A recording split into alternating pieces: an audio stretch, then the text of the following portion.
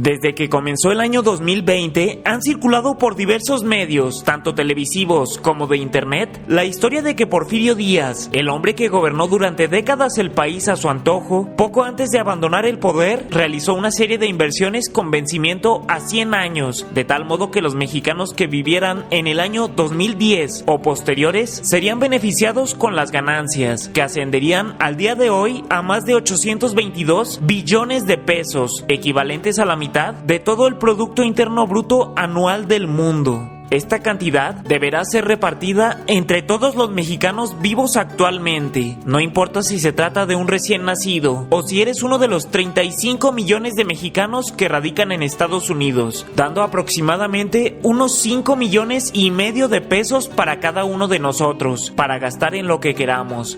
¿De verdad esto ocurrió y se nos está ocultando información para que alguien más se quede con nuestro dinero? Hoy analizaremos la historia y la compararemos con datos históricos a fin de encontrar la verdad. De esta billonaria anécdota hay dos versiones. Cabe mencionar que ninguna de ellas es mencionada ni en las memorias de Porfirio Díaz, escritas por el mismo general en el ocaso de su vida, ni en las biografías más completas de su persona. Así que partimos con una pregunta importante que carece de respuesta. ¿Por qué algo tan valioso e importante no fue mencionado nunca en la historia, ni siquiera por el mismo Porfirio, sino hasta tiempos recientes? La primera versión nos cuenta que en 1866, México, desesperado por reconocimiento mundial, realizó un depósito a la Reserva Federal de Estados Unidos por 5 millones de pesos en oro. El dinero, que tenía un rendimiento del 5% anual, no fue solo abandonado ahí, sino que a lo largo del tiempo fue alimentado por los propios presidentes de México, a veces abonando 300 millones de pesos por año, a veces 600 millones, así hasta la actualidad, cuando por fin es momento de recibir los beneficios derivados de tantos años de sacrificio. Ahora analicemos esta primera versión. Lo primero que cabe preguntarse es, ¿quién hizo el millonario depósito de oro en 1866? Recordemos que en ese año, en plena segunda intervención francesa, había dos personas en el poder: el emperador Maximiliano de Habsburgo, cuyas fuerzas estaban debilitadas al perder el apoyo de Napoleón III, y por el otro lado el presidente Juárez, que había huido hacia el norte del país y que presentaba serios problemas económicos para mantenerse en pie de lucha. Debemos creer que alguno de estos dos personajes, desesperados por ayuda financiera, se tomaron la molestia de juntar 5 millones de pesos en oro, trasladarlos por todo el peligroso país en carretas y barcos, sacarlos de México y por alguna razón depositarlos en la Reserva Federal de los Estados Unidos, que por cierto fue creada hasta 1913, 47 años después. Y de ser el caso, ¿qué tiene que ver exactamente Porfirio Díaz? Para el año de 1866, los Estados Unidos ya habían terminado su guerra civil, por lo que el apoyo al gobierno de Juárez estaba asegurado, ya que el tío Sam jamás favorecería a una potencia europea como vecino, por lo que no era necesario hacer ningún depósito de dinero para obtener reconocimiento. Esta primera versión, aunque romántica, no tiene ni pies ni cabeza a la hora de analizarse, por lo que podemos asegurar que es falsa. La segunda versión, un poco más realista que la anterior, aunque con fechas y cifras completamente diferentes, nos indica lo siguiente. En el año de 1910, en medio de los festejos del centenario de la independencia, el gobierno mexicano hizo un depósito de 50 millones de pesos oro para el pago de la deuda pública agraria a los bancos de Estados Unidos y Europa, con un vencimiento a 100 años, aunque con el estallido de la revolución, todo el mundo se olvidó del depósito, que desde entonces generó 5% de interés anual, convirtiéndose hoy en día en los supuestos 822 billones de pesos mexicanos. Este gigantesco depósito, por alguna razón, puede ser únicamente administrado por los indios pápagos, una comunidad indígena que habita entre Arizona y Sonora, y quienes nombraron a un líder, Mauricio Montijo, quien sería el encargado de entregar a cada mexicano su jugosa parte del pastel. Y aunque algunas fuentes aseguran que nos corresponde a cada uno entre 60,000 y 80,000 pesos actuales, están equivocados, pues de ser cierta la cantidad de 822 billones de pesos, a cada habitante le corresponden más de 5 millones de pesos.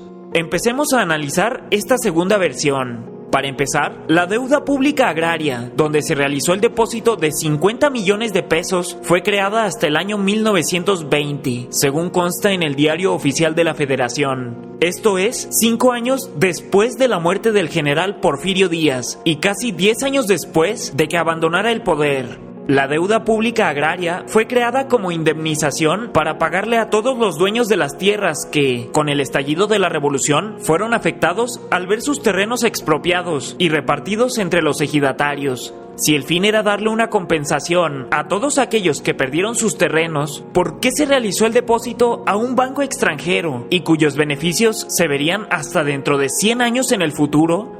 ¿De verdad los exhacendados y otros terratenientes estuvieron de acuerdo en no recibir dinero hasta un siglo después?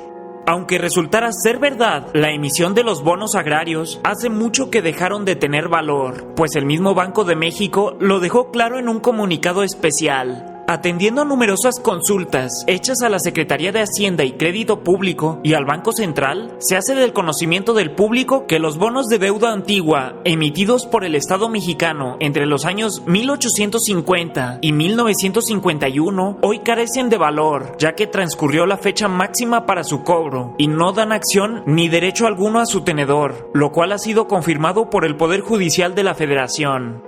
Suponiendo otra vez que sean reales y que aún conserven su valor, ¿por qué Porfirio Díaz nombró a la comunidad Pápaga, un pueblo con 30,000 habitantes en Estados Unidos y apenas 500 en México, como únicos administradores del gigantesco botín? Recordemos que el gobierno de Porfirio persiguió durante décadas a todos los nativos del noroeste de México, incluso con el ejército, siendo los más, entre comillas, recordados las guerras contra los yaquis de Sonora. Debemos creer que esta misma persona, con claras tendencias proeuropeas, les confió de buena voluntad esta desproporcionada suma de dinero a un pueblo que durante años persiguió. ¿Por qué no nombrar a un comisionado especial, o en su defecto, a un encomendado de los bancos extranjeros donde se hizo el depósito? La conclusión a la que llegamos es que, como historia, es entretenida e interesante, pero con un sencillo análisis es fácilmente demostrable que no es real. Y aunque nos encantaría que fuera cierta y recibir dinero sin hacer nada, si el pago depende del gobierno mexicano, a estas alturas carece de valor. Por otro lado, si el pago depende de los bancos ingleses, es más fácil ver una nueva guerra de los pasteles o cualquier otra excusa absurda que se les ocurra antes de que regresen un solo centavo de aquella fortuna. Finalmente, la última opinión la tienes tú, así que, ¿qué piensas al respecto? ¿Realmente crees que algún día veremos, aunque sea un peso de este dinero en nuestros bolsillos?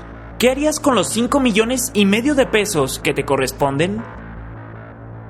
Muchas gracias a Sixto Contreras por sugerir desde hace tiempo el presente video. Te mandamos un enorme saludo. Para mí, Watchers, yo soy Snooty Aaron. Tenemos una cita todos los jueves a las 8 p.m. en este canal, así que suscríbete y activa la campanita para que descubras, junto con nosotros, los secretos que nos oculta la historia.